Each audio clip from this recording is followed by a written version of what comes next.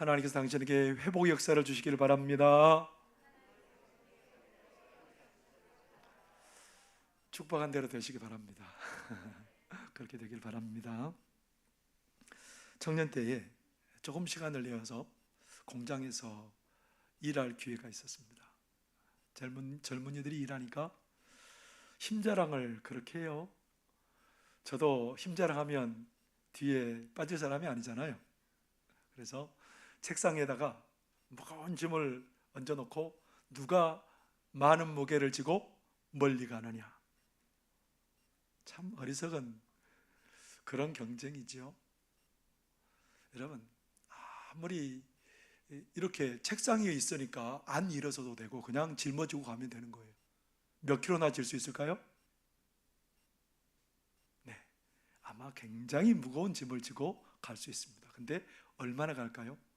1km를 갈 수 있을까요? 2km를 갈 수 있을까요? 그렇게 무거운 짐 지고는 고작 해야 몇십 미터 가는 게 다입니다. 여러분, 아무리 무거운 짐이라도 먼 길 못 가지만 여러분, 그렇다고 가벼운 짐이라고 정말 멀리 갈 수 있을까요? 여러분에게 5kg를 다 하나씩 나눠줬다고 생각하면 그 5kg를 들고 얼마까지 갈 수 있을 것 같습니까? 처음에는 이 정도야 하고 그렇게 그냥 웃으면서 가는데 나중에는 어떨까요? 10km 가면 그 5kg가 50kg처럼 무겁게 느껴질 겁니다. 우리 사람은 누구나 다 무거운 짐을 지고 가는 사람들입니다. 태어나면서부터 그것도. 무슨 짐일까요? 무거운 죄의 짐을 누구나 다 지고 가는 것이 우리 인생들입니다. 여러분, 왜 죄가 짐일까요? 죄를 통해서 끊임없이 우리의 욕심이 살아나고요, 우리의 죄성을 통해서 하나님으로부터 멀리 떨어져서 우리가 하고 싶은 대로 행하기 때문에 많은 사람들을 해치는 일들도 생기고 나를 해하는 일들도 죄 때문에 계속해서 그런 것들이 일어나는 거예요. 인생의 고난의 문제 가만히 보면 우리의 모든 것들이 뭘로부터 생기는 거예요? 죄의 문제부터 많은 것들이 생겨난다라는 겁니다. 죄를 따라, 하나님을 떠나서 죄를 따라 살기에 고난도 오고 고통도 오고 이겨낼 수 없는 어려움들이 계속해서 우리 가운데 오게 되는 겁니다. 여러분, 죄에 이끌려 살다 보면 사람이 어떻게 될까요? 죄에 이끌려 살면 어떤 일이 벌어질까요? 아브라함이 갈대아 우르에서 조카 롯과 함께 가나안 땅에 왔습니다. 가나안 땅에 와서 이제 하나님이 복을 주셔서 그들이 잘 되었습니다. 근데 서로 목자들끼리 싸우는 거예요. 아브라함의 목자, 롯의 목자가 그렇게 좀 땅이 좁아지니까, 목초지가 좁아지니까 막 싸우는 거예요. 그러니까 아브라함이 결단합니다. 롯을 데려와가지고 멀리 보여주면서 조카에게 너가 오른쪽 택하면 내가 왼쪽 택하고 네가 왼쪽 택하면 내가 오른쪽 택할게, 내가 좋은 땅 먼저 그렇게 찾아서 가라라고 그렇게 얘기를 합니다. 조카 롯이 먼저 택하죠. 정말 좋은 땅을 택했답니다. 롯이 택한 땅이 어떠냐고 창세기는 말해줍니다. 창세기 13장 10절에 보면 이렇게 기록하고 있습니다. 이에 롯이 눈을 들어 요단 지역을 바라본 즉 소알까지 온 땅의 물이 넉넉하니 여호와께서 소돔과 고모라를 멸하시기 전이었으므로 여호와의 동산 같고 애굽 땅과 같았더라. 에덴 동산 같았답니다. 애굽 땅처럼 뭘 심어도 그냥 많은 것들을 거두는 비옥한 땅처럼 보였답니다. 누구나 가고 싶죠. 그곳에 가면 행복하고 그 땅에서 오래 살면 내가 원하는 것들을 다 이룰 수 있을까요? 그런데 사람에게는 뭐가 있다고요? 죄가 있다고. 그런데 그 땅에 갔는데 창세기 19장에 보면 이제 이런 일이 벌어집니다. 천사가 사람의 모습을 하고 거기에 소돔 땅에 갑니다. 소돔 땅에 이제 롯이 간청해가지고 그 집에 들어가서 맛있게 음식을 먹고 자려고 누웠는데 문이 부서지도록 누가 막 두드리는 거예요. 나가보니까 소돔성에 젊은이, 그다음에 연세 드신 분들 이렇게 막 와가지고 막 문을 두드리면서 오늘 저녁에 이 집에 들어온 그 사람들을 내어놓으라는 겁니다. 우리가 욕보이겠다는 거예요. 그러니까 롯이 뭐라고 말하냐면 우리 집에 들어온 손님들은 절대로 건드리시면 안 됩니다. 내게 남자를 가까이 하지 않는 두 딸이 있으니까 그 두 딸들을 내어줄 테니까 당신들이 알아서 하세요. 천사가 이렇게 신랑이 하는 그 롯을 대문 안으로 잡아들이고 그 사람들의 눈을 어둡게 합니다. 이 정도 됐으면 어떻게 해야 될까요? 분명히 이상한 일이 일어났다고 생각하고 멈추고 자기 집에 막 얼른 도망가야 되는데, 그래도 끝까지 자기들의 욕심을 이뤄보겠다고 문고리를 잡고 문을 열어보겠다고 그렇게 난리를 칩니다. 이 죄악이 가득한, 죄로 말미암아 다른 사람들을 해하고 죄로 말미암아 다른 사람들을 아프게 하는 이런 일들이 가득한 이 땅을 하나님께서 어떻게 하셨을까요? 불과 유황을 내려서 그 땅을 완전히 황폐화시켜버립니다. 여러분, 죄에 이끌려 살아가는 사람들의 결국이 이렇습니다. 비참합니다. 그런데 오늘 하나님께서 우리 인생들에게 뭐라고 말하냐면, 우리 인생들은 모두가 다 그런 죄에 이끌려 살아가는 것이 우리 인생이랍니다. 죄에 이끌려 결국은 고통 가운데 살다가 사망 가운데 처할 수밖에 없는 게 우리 인생이라는 겁니다. 태어났을 때부터 죄에 이끌려 살다가 점점 더 많은 죄로 말미암아 많은 고난과 고통 가운데 살다가 끝나는 게 우리 인생이라는 겁니다. 해결할 수 없어요. 절대 해결할 수 없습니다. 안 됩니다. 그래서 누가 오신 거예요? 그래서 하나님의 외아들 예수님이 이 땅에 오셨습니다. 해결할 수 없는 그 죄의 짐을 내려놓게 하기 위해서요. 그래서 세리 요한은 예수님께서 자기 앞에 딱 나오는 것을 보고 세리 요한이 뭐라고 예수님에 대해서 말했을까요? 여러분들이 한번 소개시켜 줘 보실래요? 보라, 세상 죄를 지고 가는 하나님의 어린 양이로다. 세상 죄를 지고 가는 하나님의 어린 양이 이 땅에 오셔서 사람들에게 뭐라고 그러셨을까요? 마태복음 11장 28절에 보면 그렇게 말씀합니다. 수고하고 무거운 짐진 자들아, 다 내게로 오라. 내가 너희를 쉬게 하리라.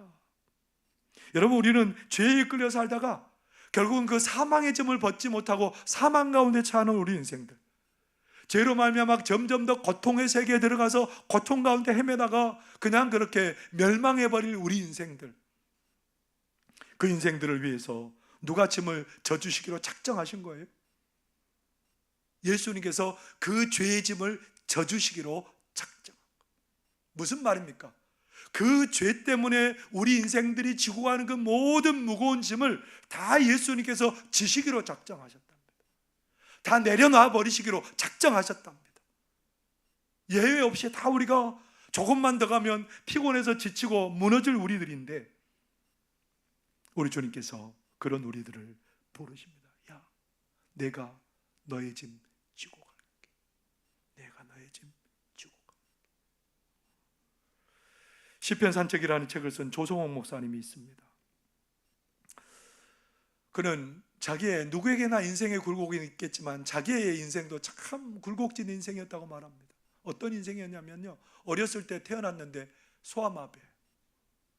소아마비에 걸려서 얼마나 힘듭니까? 소아마비로 살아간다는 게 참 어렵고 힘들지요.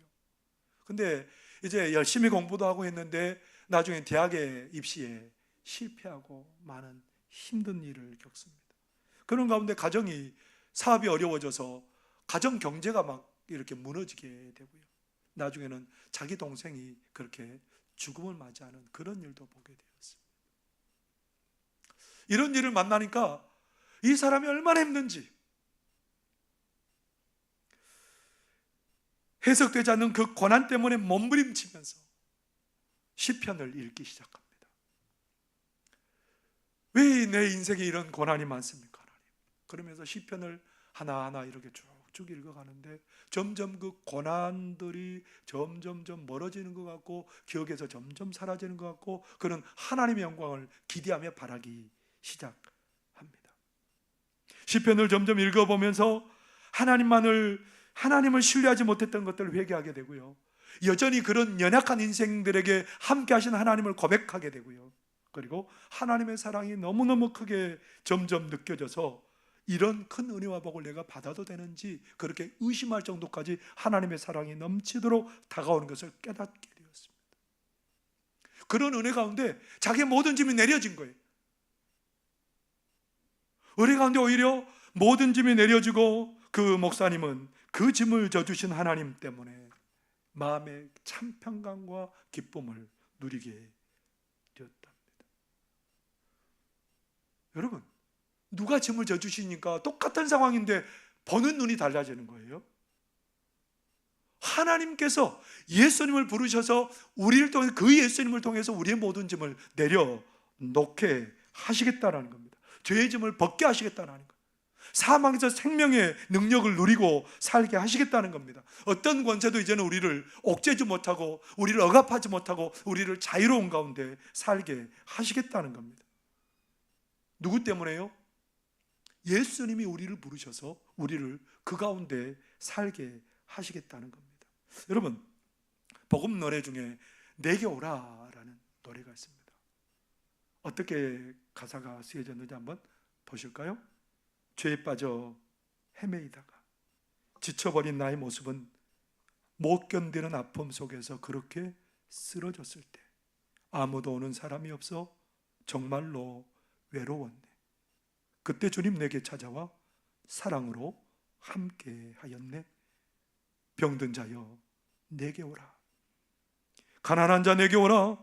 죄에 빠진 사람들아 모두 다 내게 오라. 슬픈 자여 내게 오라. 괴로운 자 내게 오라. 삶에 지친 많은 사람들아 모두 다 내게 오라. 모두 다 내게 오라. 여러분을 우리 주님은 부르시고 계십니다. 얼마나 힘드니? 얼마나 괴롭니? 얼마나 이제 그 삶의 길에서 주저앉고 싶은 우리들을 우리 하나님은 예수님을 통해서 부르시고 계시다는 겁니다. 그래서 우리는 행복한 사람들입니다. 누구도 불러주지 않아도 누구든 나를 부르시니까요. 하나님은 나를 찾아와서 나를 부르시니까 우리는 행복한 사람입니다. 하나님이 부르면 얼마나 행복한 사람이에요. 근데 성경은 우리를 불러서 우리의 죄의 짐을 다 내려놓게 하시겠다는 그 복된 부르심만 있는 게 아니고요, 우리를 부담스럽게 하는 부르심도 있다라는 겁니다. 오늘 하나님께서는 사도 바울을 통해서 하나님이 우리를 부르시는 금성이 그냥 죄의 짐을 내려놓게 하는 그 부르심일 수도 있고 또 다른 부르심이 있다는 겁니다. 다른 사람의 짐을 지라는 거예요.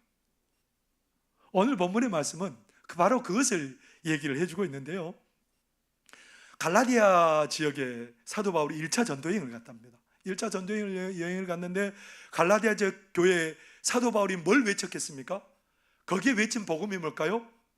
예수 그리스도를 믿으면 모든 짐에서 노임받고 죄에서 노임받고 하나님의 자녀되고 천국을 유업으로 받는 사람들 됩니다. 그런 얘기를 막 해주는 거예요. 그러니까 이 갈라디아 사람들이 너무너무 행복한 겁니다.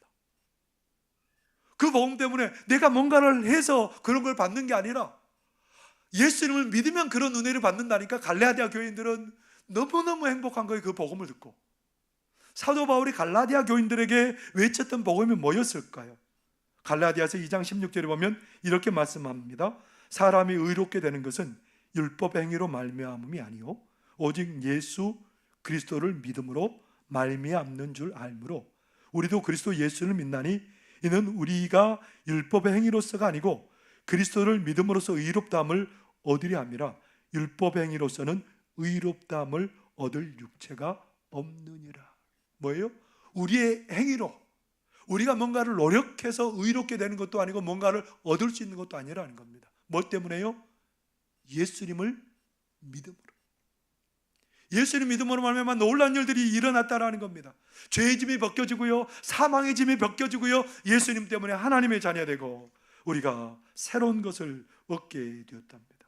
그런데 그 갈라디아 교회에 예루살렘에서 올라온 유대 율법주의자들이 왔습니다. 그 사람들은 어떤 사람들이냐면요, 예수님 믿는 것 가지고는 구원받을 수 없답니다. 그 사람들은 뭐라 말하냐면 율법 지켜야지 구원받을 수 있다는 거예요. 사도 바울이 너무너무 기가 막힌 겁니다. 그래서 갈라디아서 1장 8절 9절에 보면 이렇게 말합니다. 그러나 우리나 혹은 하늘로부터 온 천사라도 우리가 너에게 전한 복음 외에 다른 복음을 전하면 저주를 받을지어다. 우리가 전에 말하였거니와 내가 지금 다시 말하노니 만일 누구든지 너희가 받은 것 외에 다른 복음을 전하면 저주를 받을지어다. 천사라도 저주 받아야 된다는 겁니다. 예수님을 믿는 것 외에 다른 것이 들어오면 어떻게 돼요? 다른 것이 들어와요. 다른 것을 해야 내가 구원받을 수 있다고 하면 어떤 일이 벌어져요? 사람들 가운데 인간의 자랑이 나오게 돼 있어요. 예수님 외에 내가 내 노력으로 했으니까 내 자랑이 나올 수밖에 없잖아요. 예수님 외에 다른 구원의 길을 찾으면 경쟁이 생기고 분란이 생깁니다. 여러분, 영광의 자리는 많지 않아요. 그러니까 그 자리 쟁취하기 위해서 그렇게 노력하다 보면 경쟁이 생기고 미움이 생기고 시기심이 생기고 성령이 아니라 다른 것에 이끌려 살아가게 됩니다. 그러면 사람들이 어떻게 될까요? 죄 가운데 빠지고요. 그 죄 가운데 빠져서 이제는 믿음에서도 낙오하고 이제 하나님의 것을 누리지 못할 상황에 처하게 된다라는 겁니다. 그래서 그 상황을 그냥 너희들은 그냥 보고만 있어서는 안 된다라는 거예요. 갈라디아서 오늘 본문의 말씀 6장 1절 2절이 뭐라고 말합니까? 형제들아, 사람이 만일 무슨 범죄한 일이 드러나거든 신령한 너희는 온유한 심령으로 그러한 자를 바로잡고 너 자신을 살펴보아 너도 시험을 받을까 두려워하라. 중요한 말씀입니다. 너희가 짐을 서로 지라. 그리하여 그리스도의 법을 성취하라. 어떤 범죄에 빠졌어요? 이 범죄는 사람이 쉽게 빠지는, 누구나 다 빠질 수 있는 그런 범죄라는 겁니다. 그런데 이렇게 범죄에서 신앙에서 멀어지는 그 사람들을 그냥 보고 있어서는 안 된다라는 거예요. 너희들이 뭐 하라는 겁니까? 오늘 중심 주제는 뭐예요? 짐을 지라는 거예요. 너희가 뭐 하라는 겁니까? 너희가 서로 짐을 지라. 여기서 짐은 스스로 지기 어려운 짐이에요. 그래서 누군가가 일으켜 세워줘야 되는 짐이에요. 누군가가 함께 져줘야 되는 짐이에요. 우리가 성령이 이끌려 살지 않고 자기 생각에 이끌려 살면 자꾸 고통이 다가옵니다. 그리고 환난과 어려움을 만나게 되는 게 우리의 인생이에요. 그럴 때 어떻게 하라는 겁니까? 그냥 네 알아서 살아라 그렇게 하라는 게 아니고 짐을 져주라는 겁니다. 근데 서로 짐을 지라고 하는데 여기서 이 단어는 어떤 단어냐면 한 번 지는 것으로 끝나는 게 아니고 계속해서 짐을 지라는 겁니다. 하나님의 사랑을 알고 그 사랑에 비춰서 그 사람의 짐을 계속해서 져주라는 겁니다. 그 사람의 짐을 져주면 그 상대방은 나중에 뭐라고 느끼게 될까요? 당신은 나의 복의 통로입니다. 근데 여러분, 내가 어려움 당하고 괴로움 당하는데 아무런 도움도 안 주고 그냥 외면하고 있으면 뭐라고 그럴까요? 그 사람 보고 당신은 나의 복입니다 그럴 수 있을까요? 고개를 자기도 돌려버릴 겁니다. 여러분, 근데 하나님께서 우리가 복의 통로 되어 살기를 원하세요. 아브라함을 부르실 때부터 그랬어요. 근데 어떻게 해야 복의 통로 될 수 있어요? 상대방의 짐을, 무거운 짐을 져줄 때 우리는 복의 통로로 살아갈 수 있습니다. 어떤 안수 집사님이요, 병원에 갔더니 췌장에 문제가 생겼답니다. 췌장은 어떤 곳이냐면 다른 여러 장기들이 함께 이렇게 집합되어 있고 그런 곳인데요, 그 췌장에 문제가 있어서 조금만 그냥 방치해두면 암으로 전이 되어서 큰일을 겪을 수 있답니다. 그래서 서울대병원에 들어갔습니다. 수술하는데 온 장기를 다 뒤집어 놓습니다. 고통도 그런 고통이 없어요. 수술하고 온 장기를 뒤집어 놨는데 너무너무 고통스러워도 1시간을 견딜 수 없는 그런 고통이 있습니다. 근데요, 그때 남성교회 회원들이 돌아가면서 그 집사님에게 가서 찬송도 불러주고 다리도 주물러주고 그리고 용기를 내라고 막 해줍니다. 저녁에 잘 때요, 어떻게 잠이 들어요? 못 잡니다. 너무 고통스러워서. 근데 남성교회 회원이 밤을 새면서 교대로 돌아가면서 그를 위로하고 힘을 주고 주물러주고 그러면서 그가 그 어려운 그 순간을 잘 지나갔습니다. 그러면서 하는 말이 뭔 줄 알아요? 우리 회원들 때문에 내가 이렇게 어려운 시기를 잘 지나고 건강하게 되었다라고 말합니다.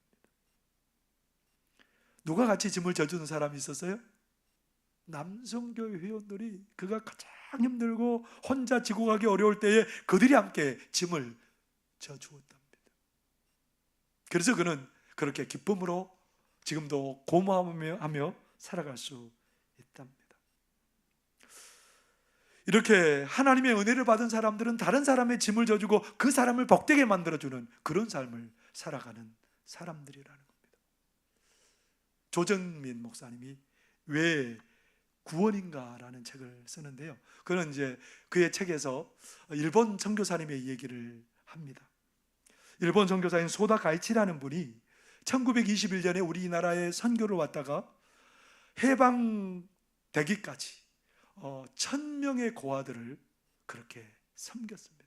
그 무거운 짐을 우리나라 사람도 아닌 일본인 선교사가 그 사람들을 돌봅니다. 해방되자 자기 나라로 돌아갔다가 1961년에 그렇게 다시 한국으로 돌아왔습니다.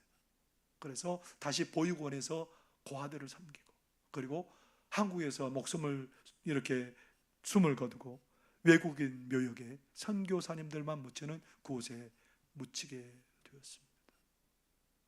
왜 그런 짐을 질 수 있을까요? 조정민 목사님은 그런 짐을 질 수 있을 수밖에 없는 것은 하나님의 자녀된 삶의 기쁨이 있었기 때문이라는 겁니다. 그래서 그는 자기 책에서 이렇게 기록하고 있습니다. 여러분 한번 보시겠습니까? 하나님의 자녀된 기쁨을 아는 사람은 다른 기쁨에 목말라 하지 않습니다. 그래서 기꺼이 낯선 곳으로 떠날 수 있고 낮은 곳으로 향할 수 있습니다. 신앙의 길은 자녀의 영으로 걷는 길입니다. 그래서 항상 평안하고 언제나 기쁘며 감사가 끊이지 않습니다. 삶으로 다른 사람을 섬기고 대접합니다. 하나님의 은혜로 짐을 벗어버린 우리가 그냥 짐을 벗어버리는 것으로 끝나는 게 아니고 다른 사람의 무거운 짐을 지는 일의 기쁨으로 함께하는 사람이 은혜 받은 사람들이라는 겁니다. 여러분 어떠세요? 우리 송악교회 성도님들은 어떠세요? 우리 송악교회 성도님들은 누군가가 짐을 지고 있다면 이 정이 있는 사람들이라 좀 도와주고 싶은 마음이 생기잖아요. 어떠세요? 우리 송악교회 성도님들은 굉장히 깊은 정을 가지고 있는 사람들입니다. 그런데 겉으로 잘 안 드러나요. 잘 안 돼요. 정말 그런 마음은 있고 하고 싶은데 안 돼요. 왜 그럴까요? 내 짐 지기에도 막 급급해요. 그 이유가 오늘 본문 말씀 5절의 말씀에서 우리에게 잘 알려주고 있습니다. 5절의 말씀 뭐라고 말할까요? 각각 자기의 짐을 지라. 여기서 자기의 짐이라는 것은 뭐냐면 군인들이 자기 그 화기, 총, 그리고 자기 그 전쟁에서 수행할 수 있는 그런 배낭에 넣을 수 있는 개인용 짐이에요. 군대에서 군인들이 훈련을 어떻게 해요? 그런 것들을 지고 막 열심히 뜁니다. 특전사들은 그런 것을 지고 뭐 굉장히 가파른 산도 오르기도 하고 뛰기도 하고, 그러다 보면 어떻게 돼요? 그것 때문에 자기 짐을 잘 지고 나가면 나중에 더 많은 것들을 할 수도 있어요. 자기의 짐을 지고 훈련을 하면 나중에 옆에 있는 동료의 총도 받아주고요, 동료가 못 가면 그 짐을 자기가 대신 지고 걸어가기도 하고요. 그래서 동료를 살려요. 먼저는 뭐가 돼야 된다는 겁니까? 자기의 짐을 잘 지는 훈련을 열심히 해야 다른 사람의 짐도 질 수 있고 그 사람에게 복의 통로 되어 살아갈 수 있다라는 겁니다. 여러분, 하나님께서는 우리가 복의 통로 되기를 원한다면 먼저는 자기 짐을 잘 지라는 거예요. 무슨 말입니까? 자기 짐을 잘 진다는 것은 최선의 영적인 훈련을 잘해 나간다는 겁니다. 다른 사람 보는 게 아니에요. 나 자신을 집중하는 거예요. 아, 저 사람은 저렇게 열심히 안 하는데요. 저 사람은 저렇게 다른 사람이 짐도 안 지고 그렇게 살아가는데요. 신앙생활 한 지 몇십 년 된 것 같은데 자기만 그냥 열심히 바라보고 사는 것 같은데요. 그거 아니라는 겁니다. 자기 짐을 지고 가는 사람들은 자기 개인의 영적인 훈련에 충실한 사람들이에요. 예배를 드리는데, 말씀을 읽고 순종하는데, 기도의 무릎으로 나가고 전도하고 섬기고 헌신하고 순종하고 이런 훈련에 열심히 충성을 다할 때에 그는 어떤 사람으로 살 수 있어요? 자기 짐을 잘 지는 사람으로, 다른 사람의 짐을 질 수 있는 사람으로 훈련받을 수 있다는 겁니다. 여러분, 여호수아가 왜 여호수아가 됐을까요? 모세의 뒤를 이어서 여호수아가 이스라엘 백성들을 가나안 땅으로 인도하고요, 가나안 땅에서 많은 대적들을 물리치고 나중에 땅을 분배해서 주고, 그 여호수아가 마지막에 어떤 말을 했을까요? 고별 설교를 하는데 여호수아 24장 15절에 이렇게 말합니다. 만일 여호와를 섬기는 것이 너희에게 좋지 않게 보이거든 너희 조상들이 강 저쪽에서 섬기던 신들이든지 또는 너희가 거주하는 땅에 있는 아모리 족속의 신들이든지 너희가 섬길 자를 오늘 택하라. 오직 나와 내 집은 여호와를 섬기겠노라. 끝까지 똑같은 믿음을 가지고 있는 거예요. 왜 이렇게 복된 삶을 살았을까요?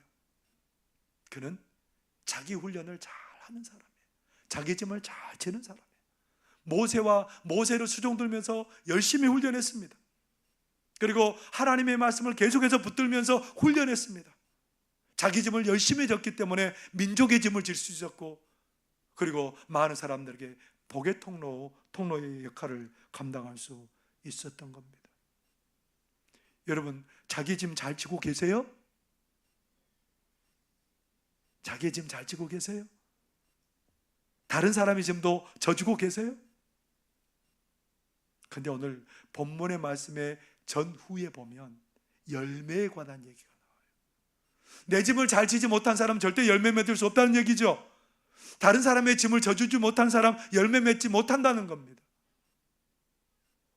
열매 맺는 사람이 어떤 사람이라는 겁니까?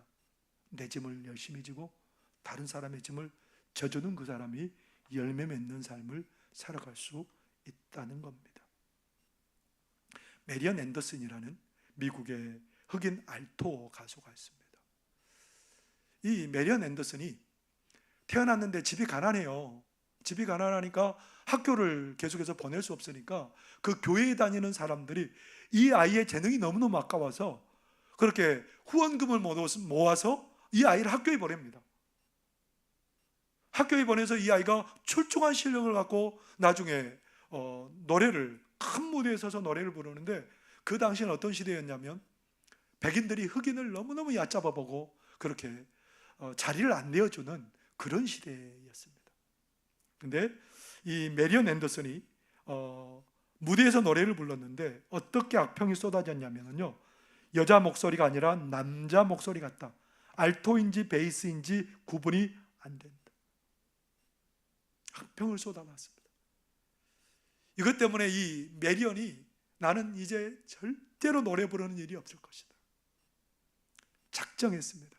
그때 메리언의 엄마가 이 딸에게, 낙심한 딸에게 뭐라고 말하냐면, 얘야, 위대함보다 은혜가 먼저 있어야 한단다. 너는 이 사실을 잊지 말아라. 이 엄마가 어떻게 이런 얘기를 할 수 있었을까요? 딸을 어떻게 세우는 말을 할 수 있었을까요? 자기가 믿음의 훈련을 하고 있기 때문에 가능한 거예요. 그렇기 때문에 믿음의 얘기를 이 딸에게 했는데, 이 딸이 그 엄마의 얘기 때문에 짐을 벗어버리고 나중에는 훌륭한 가수가 되었습니다. 뉴욕의 메트로폴리탄 오페라 무대에서 흑인 최초로 거기에서 공연을 했던 그런 여성이 됩니다. 누구 때문에요? 누가 그 여인의 삶을 복되게 했습니까? 그 어머니, 자기의 짐을 잘 졌던 그 어머니, 그리고 교회 성도들, 그 때문에 이런 출중한 가수가 나올 수 있었던 거죠. 복의 통로가 될 수 있었던 거죠. 여러분, 아름다운 믿음의 열매를 맺고 많은 사람들에게 복의 통로가 되기를 원하시거든 자기 짐을 잘 지시기를 바랍니다. 자기 짐을 잘 지시고, 그리고 다른 사람의 무거운 짐도 함께 져주셔서 그를 복되게 하는 그런 사람들이 되실 수 있기를 바랍니다. 이 깊어가는 가을에 다음 주에 추수감사주의를 앞두고 있는 우리에게 하나님이 부탁하십니다. 너희에게 열매를 구한다는 겁니다. 그게 뭡니까? 내 짐을 잘 지고 다른 사람의 짐을 져주는 그 일이 하나님 앞에 아름다운 열매 맺는 길인 줄 믿습니다. 기도하겠습니다. 사랑하신 하나님 아버지, 우리가 열매 맺기를 원합니다. 그 길은 다른 데 있는 것이 아니고 나에게 주어진 짐을 잘 지고 나가는 것이고, 훈련되어서 다른 사람의 짐도 질 줄 아는 그런 사람이 되는 데 있는 줄 믿습니다. 하나님, 우리를 도와주셔서 짐을 잘 지고